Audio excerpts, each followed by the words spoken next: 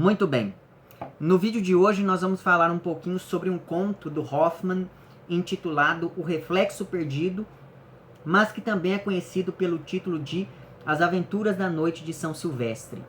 Esse conto atualmente é publicado neste livro aqui, chamado Reflexo Perdido e Outros Contos Insensatos, que sai então pela editora Estação Liberdade. Esse conto do Hoffmann foi publicado originalmente em 1815 e, para quem não sabe, o Hoffmann talvez seja o grande autor do romantismo alemão quando nós pensamos na recorrência de temas ligados ao sobrenatural ou a aspectos obscuros da realidade. E sobre essa relação entre o romantismo na Alemanha e temáticas sobrenaturais, eu já abordei isso no meu vídeo sobre A História Maravilhosa de Peter Schlemihl, que é uma novela do Adalbert von Chamisso, e eu vou deixar o link para aquele meu vídeo na descrição. O fato, então, é que o artista romântico, e eu estou falando aqui de artista e não apenas de poeta, porque essa ideia faz parte da estética romântica como um todo, mas enfim, o artista romântico rompe com aquela noção de arte mimética, porque até o século XVIII a arte estava muito ligada à ideia de imitação do estilo de determinados autores do passado. A partir do momento em que a subjetividade passa a fazer parte da equação artística, e esse acréscimo se deu justamente durante a gestação do romantismo, a partir disso, então, começa-se a valorizar uma experiência mais interior do sujeito, uma experiência mais interior do artista. Mas veja que essa interioridade contamina e dialeticamente é contaminada pela realidade exterior. E é por isso que em vários textos do romantismo, quando o personagem está feliz, o dia está ensolarado, um dia bonito, iluminado, enfim. Ao passo que quando o personagem está triste, geralmente o dia está mais nublado, está chovendo e por aí vai. Porque é como se acontecesse a projeção dos estados de espírito, dos estados mentais do sujeito no mundo real. E esse tipo de projeção acontece graças a essa valorização da subjetividade que se inicia então a partir do momento em que os românticos rompem um pouco com aquela ideia de mimetizar, de imitar a arte de grandes mestres. Pois bem, o Hoffmann aborda essa discussão sobre a subjetividade a partir de temas ligados à oscilação entre o sagrado e o profano, à relação com o diabo, ao sentimento exacerbado do sujeito, seja esse sentimento o sofrimento amoroso, a saudade, ou seja lá o que for, a confusão entre o sonho e a realidade, a indefinição do próprio sujeito e por aí vai. Por isso mesmo, um tema recorrente nos textos desse autor diz respeito ao duplo, que surge ora como uma manifestação da loucura, como ocorre no conto O Homem da Areia, que ficou bastante conhecido graças àquele ensaio do Freud intitulado O Infamiliar, ou Das Unheimlich, que é, enfim, um ensaio que se debruça, que analisa aquele conto do Hoffmann. Mas, por outro lado, essa temática do duplo surge também, ora, como uma expressão dos sentimentos recalcados do personagem, e é exatamente isso que acontece no conto chamado Reflexo Perdido, sobre o qual vou falar no vídeo de hoje. E aí, como eu disse, esse conto foi publicado originalmente em 1815, ou seja, um ano depois da História Maravilhosa de Peter Schlemihl. E eu menciono isso principalmente porque existe uma relação direta entre esses dois textos, já que em ambos nós temos a história de narradores que perdem uma parte da identidade graças a uma intervenção sobrenatural. No caso aqui do Peter Schlemihl, ele perde a sombra. Já o Erasmus aqui desse conto do Hoffmann perde o reflexo, como o título do conto sugere. Além disso, em ambos os textos, o tema do duplo aparece de maneira alegórica a partir da ideia de um sujeito fragmentado, de uma identidade dividida. Tanto a sombra quanto o reflexo não são a pessoa em si, mas um desdobramento dela. Ambos são um não-eu, digamos assim. Portanto, perder a sombra, como acontece aqui na novela do Chamisso, ou ainda perder o reflexo, como ocorre no conto do Hoffmann, equivale a perder uma parte significativa da própria identidade. Mas aqui no Reflexo Perdido, o tema do duplo aparece de modo mais contundente, ou pelo menos a partir de tons mais sombrios, ao passo que no Peter Schlemihl havia ainda algum tipo de humor nas trapalhadas do protagonista. Tanto que, como eu disse no meu vídeo sobre esse texto, o sobrenome desse personagem deriva de uma palavra em Yiddish que é usada para se referir a uma pessoa azarada, atrapalhada, enfim. Além disso, a ideia de duplicidade ou de reflexos que se reduplicam aparece mesmo na estrutura do texto do Hoffmann, que funciona então como uma narrativa emoldurada, ou seja, existe um primeiro nível diegético no qual nós temos um narrador que, em dado momento, entra em contato com uma outra narrativa que estabelece um novo nível diegético que é narrado, portanto, por uma outra voz. Então, no primeiro nível aqui desse conto, nós temos um narrador que se apresenta como viajante e que, na noite de Ano Novo, que é a tal noite de São Silvestre, se encontra com uma mulher chamada Júlia, com quem ele teve ou gostaria de ter algum tipo de relacionamento mais íntimo. Porém, como essa moça está comprometida, esse narrador, esse primeiro narrador, vai até um bar ali para poder afogar as suas mágoas, e lá ele encontra dois sujeitos estranhos. Um deles é um homem chamado Erasmus, que tem um medo terrível de espelhos, e o outro é um homem muito interessado em biologia, chamado Peter Schlemihl, que, como nós já sabemos, não tem sombra. E para saber o porquê do interesse do Peter Schlemihl em temas relacionados à biologia, veja lá o meu vídeo sobre a novela ou leia propriamente aqui o texto do Chamisso. Então veja, depois ali de uma pequena confusão, esses três personagens, o primeiro narrador, o Peter Schlemihl e o tal do Erasmus, se separam e logo em seguida, esse primeiro narrador descobre que está dividindo o quarto com aquele sujeito chamado Erasmus na pensão onde ele está hospedado. E aí nesse reencontro, a gente fica sabendo não só que o medo dos espelhos que o Erasmus tem se deve ao fato de que ele não tem mais reflexo, como também nós ficamos sabendo sobre a história envolvendo esse incidente que fez com que ele perdesse o reflexo. E aí é que começa a segunda narrativa, que é contada pelo próprio Erasmus. O que aconteceu foi que esse sujeito era um pai zeloso, um marido exemplar, até fazer uma viagem à Itália quando ele estava ali com seus 27 anos. Lá chegando, esse sujeito sai da Alemanha e vai até a Itália, e lá chegando, o Erasmus, em um primeiro momento, no início, ele se mantém fiel à esposa, mas durante uma festa, ele acaba ali conhecendo uma mulher misteriosa chamada Giulietta, que desde o início é descrita ali como se fosse um anjo. A partir desse momento, o Erasmus sempre vai se encontrar com essa moça, ignorando os conselhos de um amigo que tenta lhe avisar sobre a fama, sobre a má fama da tal Julieta, que, segundo esse amigo, depõe contra ela.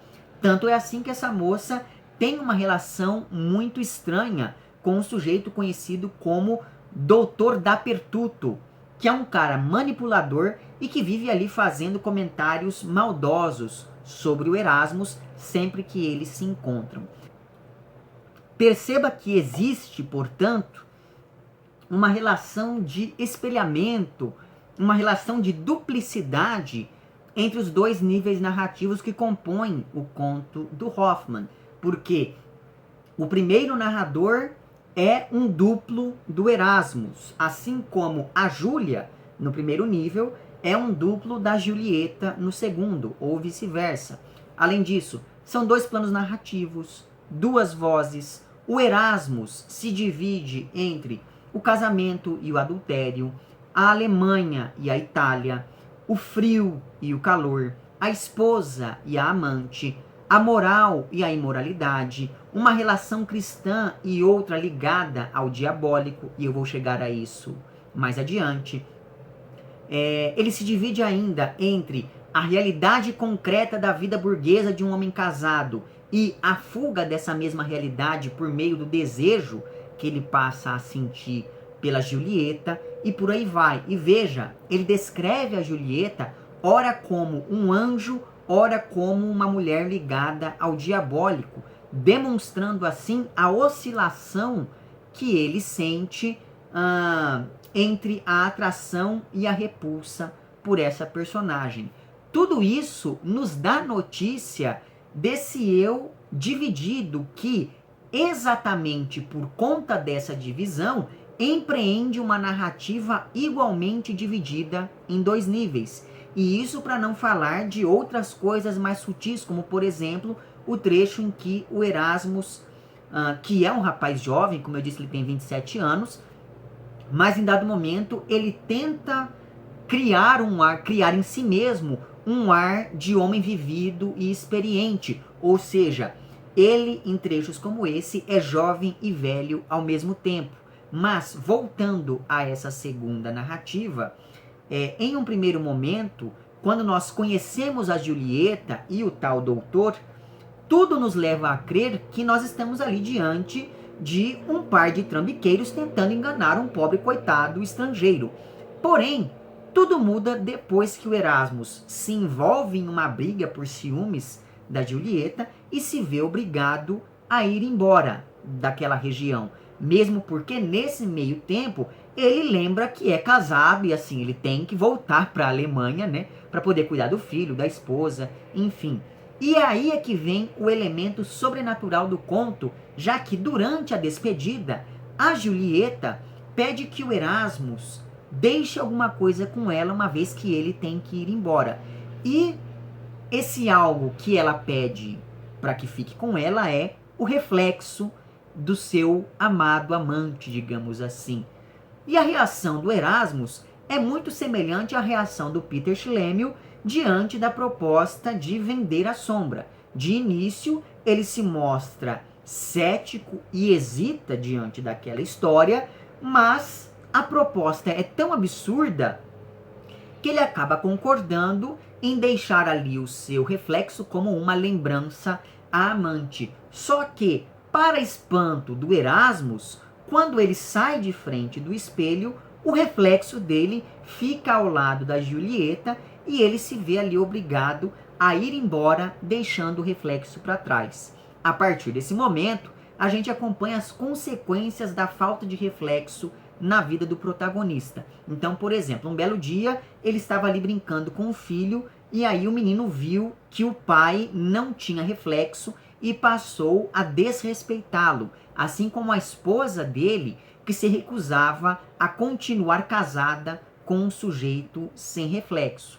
Em outro momento, o Erasmus está ali em um bar e ele é praticamente expulso depois que as pessoas percebem que ele não tem reflexo. Então, veja que a lógica nesse conto do Hoffmann é muito parecida com aquela que leva as pessoas a evitar o contato com o Peter Schlemihl na novela do Chamisso, porque uma vez que o reflexo e a sombra representam essa imagem externa do indivíduo, perder isso impede que esses personagens tenham uma existência completa e essa falta de completude existencial acaba comprometendo a vida em uma sociedade de aparências, como é o caso da sociedade burguesa na qual esses personagens estão inseridos. E é por isso que tanto a ausência do reflexo quanto a ausência da sombra representam uma transgressão frente às regras da realidade, seja do ponto de vista social, seja do ponto de vista mais ontológico, digamos assim. Tanto que, em dado momento, o protagonista aqui do conto do Hoffmann diz que o reflexo é uma imagem que contribuía apenas para cindir o eu em realidade e sonho. Então veja que aqui aparece muito bem a divisão desse sujeito. De modo que, assim como aconteceu lá com o Peter Schlemihl, o Erasmus também vai ficar vagando pelo mundo. E é por isso que os dois se encontram e estabelecem um novo pacto entre si. O Peter emprestaria de vez em quando seu reflexo para o Erasmus, que por sua vez emprestaria de vez em quando a sua sombra para o Peter. E é por isso que esse conto do Hoffmann tem aquele mesmo tom confessional e pedagógico da história maravilhosa do Peter Schlemihl.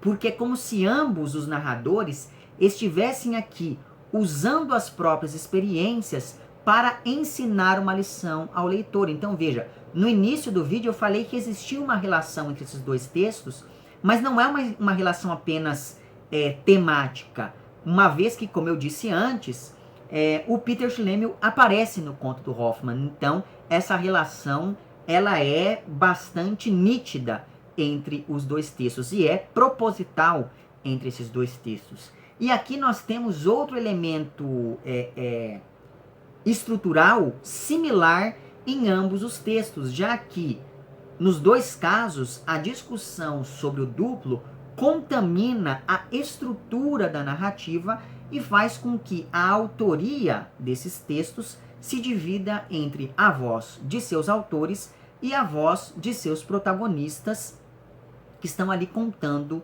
as próprias histórias, porque em ambos os casos nós temos ali essa ideia de que quem escreveu o texto não foi o Hoffmann e o Chamisso, quem escreveu os textos, mas sim o Peter Schlemihl e o Erasmus. Mas voltando aqui ao conto, o protagonista ele acaba se reencontrando em dado momento com o tal doutor Dappertutto, que aconselha o rapaz que ele continue com a Julieta e deixe tudo para trás. E aí, como o Erasmus era um homem casado, o Dappertutto oferece, inclusive, uma solução para esse problema mais ou menos incontornável, né? Porque o tal doutor sugere que o Erasmus envenene a mulher e o filho, porque assim ele poderia ficar com a Julieta, né? O que, por pior que seja, ainda assim é um modo de satisfazer completamente o desejo do Erasmus. Em outra ocasião, o protagonista também acaba reencontrando com a própria Julieta, que tenta seduzi-lo ali, mostrando que continua com o reflexo dele, e chega inclusive a tentar convencer o protagonista a assinar com o próprio sangue um contrato que permitiria ao Dappertutto fazer o que ele bem entendesse com a esposa e com o filho do Erasmus. Em troca, o protagonista receberia o seu reflexo de volta e poderia viver ali feliz para sempre com a tal da Julieta. Ou seja, no fim das contas, o que nós temos aqui no conto do Hoffmann é uma narrativa fáustica, pensando nessa ideia de uma figura que, por mais que não se anuncie propriamente como sendo o diabo, ainda assim existe essa ideia por trás da construção do tal doutor Dappertutto. E vamos nos lembrar que esse nome diz respeito, ou pode ser traduzido do italiano como aquilo ou aquele que está em todos os lugares, né? Então veja que existe aí essa ideia da onipresença do tal doutor. E aí isso me fez lembrar que tem um momento lá no livro de Jó, da Bíblia, em que existe um diálogo no qual Deus pergunta ao diabo onde ele esteve, ao que o diabo responde que esteve em todos os lugares da terra, andando, vagando ao redor dela, né? Então, o nome desse personagem aqui do Hoffman acabou fazendo com que eu me lembrasse daquele trecho do livro de Jó da Bíblia. Então, é curioso que o diabo aqui desse conto faça um contrato no qual não consta a alma do pactário, mas sim da família dele, né? Porque, afinal de contas, um dos valores fundamentais da burguesia é a noção de família. Então, é como se a família fosse a alma desse sujeito. E se o que dava sentido à vida do Erasmus era o casamento, tanto que de início ele se dizia orgulhoso, ele dizia com orgulho que era um homem fiel à esposa, a partir do momento, então, em que ele sela um pacto com a amante e dá o reflexo de presente a ela, é como se aquele mundo anterior e concreto no qual ele sempre viveu deixasse de existir, ou pelo menos deixasse de fazer sentido. E é aí que entra o elemento sobrenatural, que vai rasurar e ressignificar a realidade desse segundo narrador, que é então o protagonista. E é por isso que, tal como aconteceu no caso do Peter Schlemihl, o Erasmus também vai apresentar uma relação ambígua com aquilo que perdeu. Por um lado, ele quer recuperar o reflexo para poder voltar ali àquela realidade concreta da vida em sociedade, da vida de homem casado, etc. Mas, por outro lado, ele rejeita o próprio reflexo a partir do momento em que ele passa a se associar com algo da esfera do diabólico e com aquilo que foge a essa realidade mais concreta. E assim, é como se ele negasse a parte mais sombria de si mesmo, até porque a entrega do reflexo à amante representa essa projeção do desejo dele em relação à moça. Porque veja só, como ele próprio não pode se render a um relacionamento adúltero, ele deixa esse duplo em seu lugar, funcionando como um prolongamento fantasmático de si mesmo, porque no fim das contas é isso. O duplo é um eu que vê a si mesmo como um outro, dada a sua fragmentação. O problema é que, mesmo isso, já representou uma fratura em relação aos códigos morais e éticos da vida burguesa. E tudo aquilo que teve que ser recalcado para que o Erasmus pudesse viver de acordo com esses códigos morais e éticos rígidos, vem à tona por meio desse duplo que é o seu reflexo. E isso gera aquela sensação que o Freud descreveu como a infamiliaridade. E é essa infamiliaridade que faz com que o Erasmus se reconheça e ao mesmo tempo se estranhe naquele reflexo que assume vida própria. Com isso, então, ele acaba tendo uma sensação de terror em relação à própria imagem. Porque é isso, né? A imagem, o reflexo ou a sombra não são uma identidade em si, né? A imagem, a sombra, o reflexo podem ser, no máximo, suportes da identidade, mas não a identidade em si. Ou seja, você é você não é o seu reflexo, você não é a sua imagem, você não é um vídeo que gravam de você, você não é a foto que tiram de você, né? Mas, ao mesmo tempo, essa foto, esse vídeo, essa imagem, esse reflexo te representam em alguma instância da sociedade. E é exatamente nesse meio termo que se encontra aqui o protagonista do conto do Hoffman. E se o reflexo representa a divisão do sujeito, então o sobrenatural, o elemento sobrenatural, vai ser aqui uma metáfora para a projeção do inconsciente e de tudo aquilo que foi sendo reprimido por ele. Daí, novamente, a presença dessa figura que remete ao diabo como um agente que dá vazão àquilo que há de mais oculto, de mais escondido nesse protagonista, tanto aqui no protagonista do Hoffman, quanto lá no protagonista do Chamisso.